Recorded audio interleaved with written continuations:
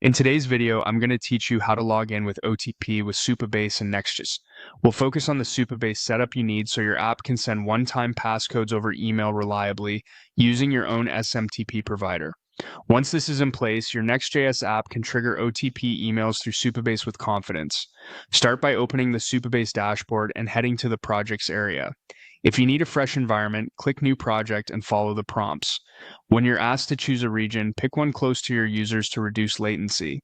If you already have a project, simply open it from the projects list. Inside your project, go to Project Settings, then open the Authentication section. In Authentication, switch to the email area so we can manage how Supabase sends sign-in emails and passcodes. Next, find SMTP settings. This is where we'll connect Supabase to your email provider, which gives you better deliverability, branding control, and visibility into your email traffic. Enable the custom SMTP option. If you see any confirmation prompts or toggles, proceed so the form fields become editable.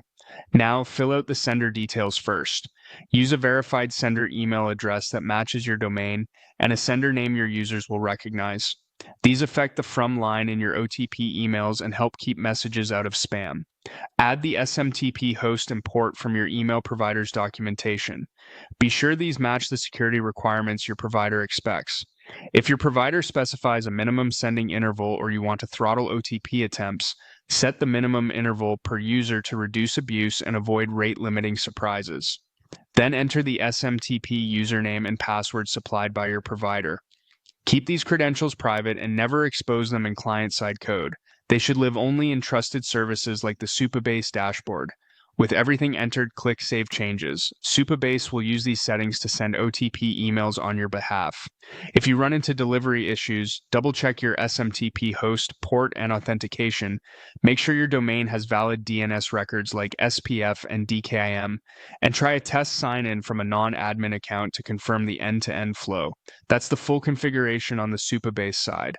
From here, when your Next.js app calls the OTP sign-in method, Supabase will deliver the email using your SMTP provider and the sender identity you configured.